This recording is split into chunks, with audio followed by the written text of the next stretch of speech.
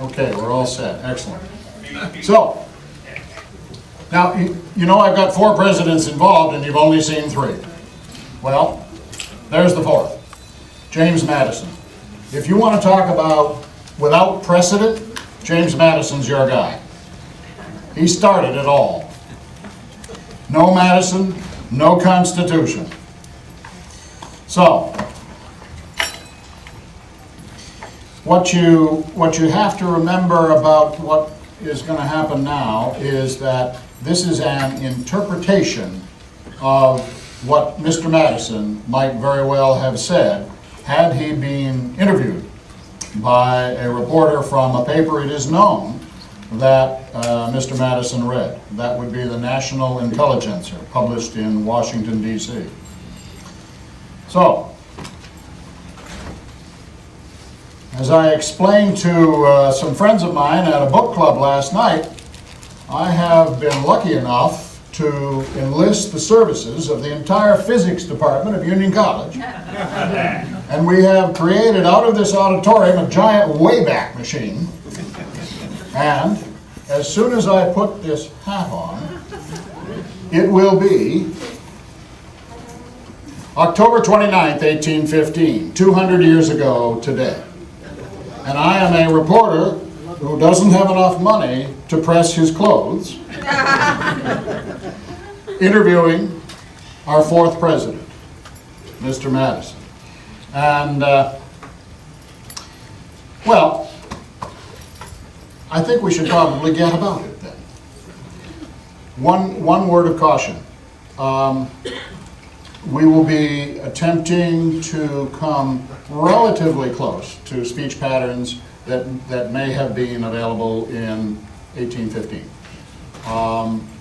If for some reason you find a problem understanding, we both might, let us know and we can perhaps make adjustments. But I think it'll be fine, I really do. So, good afternoon, ladies and gentlemen. My name is unimportant. I'm a correspondent for a great newspaper, the National Intelligencer, here in Washington, D.C. This newspaper, it is well known that the president often reads, and whose opinions he may even find in concert with his sensibilities, to some extent. Today I have the great privilege of spending some time with President James Madison in order to hear, in his own words, comments that will contribute to a soon-to-be-published article. I invite your kind attention.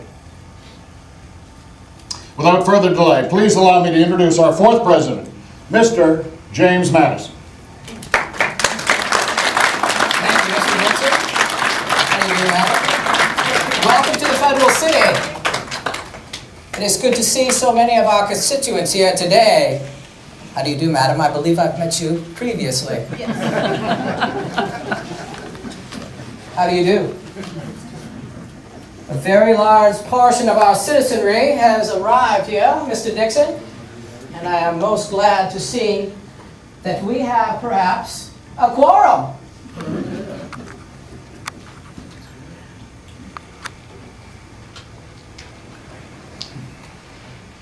Good afternoon. Good afternoon. Indeed, Mr. President, we certainly do have a quorum. Thank you for agreeing to this interview. I note that your popularity, Mr. President, has never been higher. Well, thank you, sir. With the ending of our latest war, the War of 12, with the recent signing of the Treaty of Ghent right here in the Federal City earlier this year on February the 16th, the treaty traveled from Ghent originally, where my advisors, led by my Secretary of the Treasury, Mr. Gallatin, and also ably by Mr. John Quincy Adams, secured what we called a status quo ante bellum and ended the War of 12. So the treaty went from there in Ghent to London to affix the signatures there that were suitable, and then came to my desk at the Octagon House, and on February 16th, our war has ended, and our people, as I can see here in the audience, are in a good nature for that. And we are all very pleased that the war has ended. I notice status quo antebellum, which means that the countries are roughly the same or exactly the same as they were. Things are just as they were at the beginning of hostilities. Is that not correct? That would be correct, sir, and I think in the eyes of our United States citizens that would mean victory, yes? I believe it is true. In addition, you said that the papers were brought to you here at Octagon House. Yes, sir. That, of course, is because, unfortunately, the White House is no longer habitable. Is that correct? Because of the fire. Yes, sir. I believe you may be referring to the Capitol and the President's mansion. Yes. Would I be correct? Yes. Yes, sir.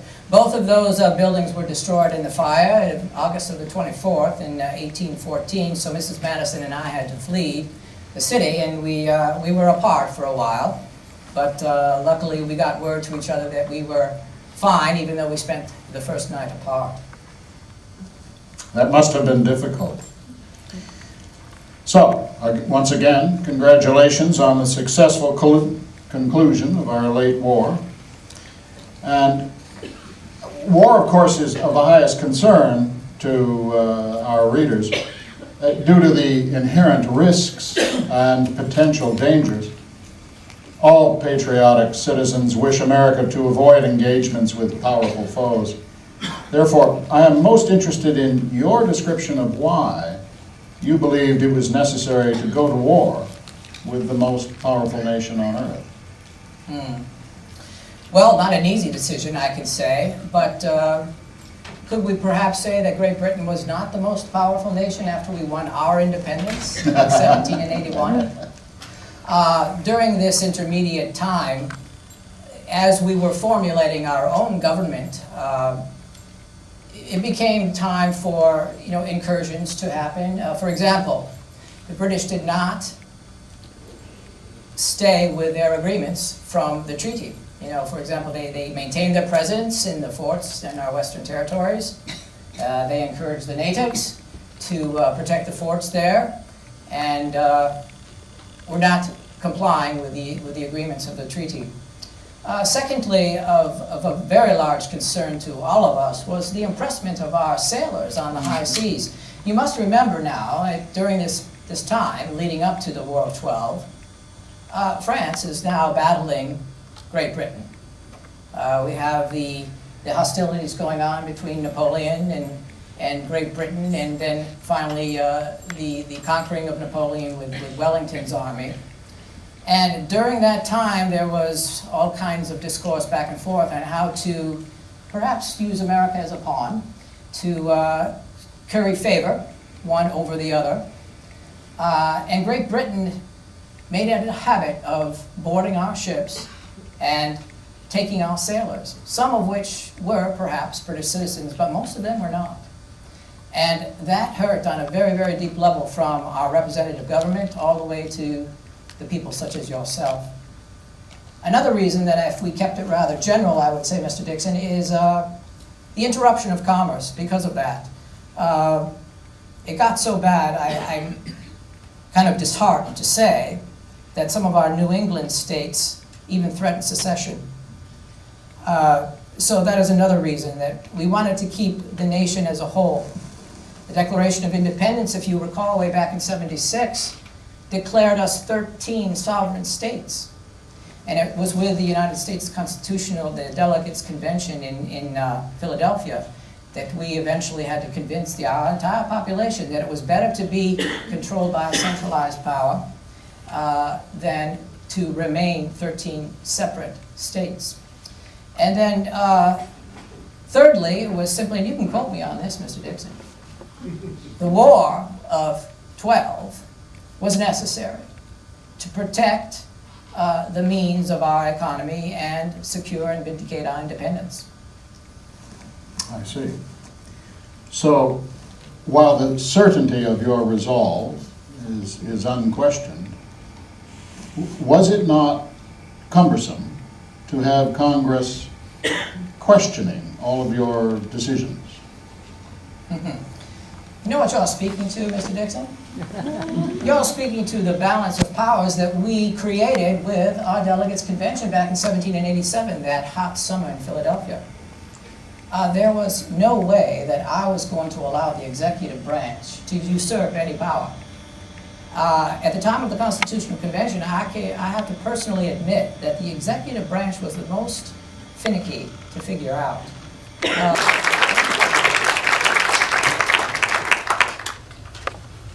Sure. It was interesting that The president didn't mention Governor Morris in his discussion of the Constitution. Brookhiser's book about 4 years ago actually quotes Madison as saying that he, in fact, was the author of the Constitution, and Madison was the one that kept the good notes. In fact, I believe that Morris was the author of the preamble, according to.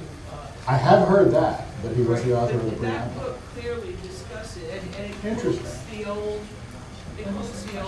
letters from Madison as well. I'm not trying to make anything less of Madison. I'm No, just no, no, saying no, obviously that not. He wasn't even mentioned here today. History is made by those who write it. Yes. And Morris was a rogue, so I. Also, Just the beginning. Pam. Could you repeat the question? The lady's question? Yes. She said, pardon me? Each one of them they asked. Okay. I apologize for not doing so. Would you like me to repeat what I remember now, or? Okay. The lady here said that she was surprised that the interpretation of President Madison didn't include something about Governor Morris, whose his own history of the delegates convention indicated that in fact he was the author of the Constitution, and the quote is, and that Madison merely took good notes. That was it. No, it wasn't him. It Oh. was Madison. It was Brookhiser quoting the letters of Madison. Oh, okay. I can show you. Yeah, okay. So, so there's some indication there that perhaps more sources might have been needed for a more accurate conclusion. And Duly noted. thank you. And this gentleman mentioned that the Federalist Papers, being 85 of them, and that many of them were written without consulting each other, the three authors. Was it possible that they wrote divergent opinions? And I said that I don't know of any such divergence, but there may be some. I'm not that much of a scholar on the Federalist Papers, having only read a few. Yes, sir. My understanding of the original Constitution was that both the presidency and the Senate were essentially selected by the elite and the educated and wealthy of the country. So I had the Electoral College, and the states had freedom of, I guess the Senate was supposed to be selected by the state legislature, the senators. How soon after Washington did that change, where those two positions, senators and the president, became actually elected officers? Well, the Senate became popularly elected with the 17th Amendment, which was, if I remember correctly, either 1917 or 1918, something in that neighborhood. In fact, Warren Harding was a senator prior to becoming president, and he was a senator elected by a state legislature rather than popularly elected. There was a time when the Senate was composed of both senators who had previously been elected prior to the passage of the 17th Amendment. Those senators merely remained in office until they didn't. And it was all newly elected senators that were popularly elected after that. As to the presidency, it's still the Electoral College right now. It's essentially the same as far as I know. Sir? I think it should be mentioned that when the papers were published, they were published over the name of Publius. Oh, yes, they were. And nobody knew who actually wrote them at the time. Yeah, the gentleman says that the original Federalist Papers were always signed by Publius, the Latin word for the public. And that no one really knew exactly who wrote them at first. It wasn't until later that the authorship was revealed. Ma'am? How did land holding affect who got to vote? Since a lot of people rented land and people who held land, I mean, as a qualification for voting, you realize women didn't vote, the slaves didn't vote. You know, we had all these skewed ideas of who voted at the time. So did land holding have any effect on voting in that period of time? Yes, at first. The question is, was it required, were you required to be a landholder in order to have suffrage, to be able to cast a ballot? And the answer is yes, at first.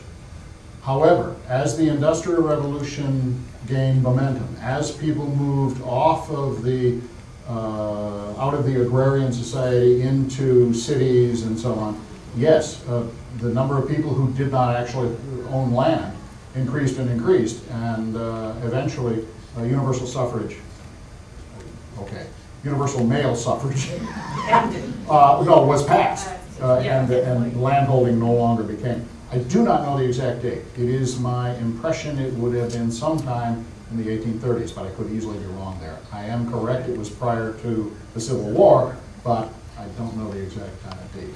Okay, thank you. You are welcome. No one else? Okay, super. Once again, thank you very much.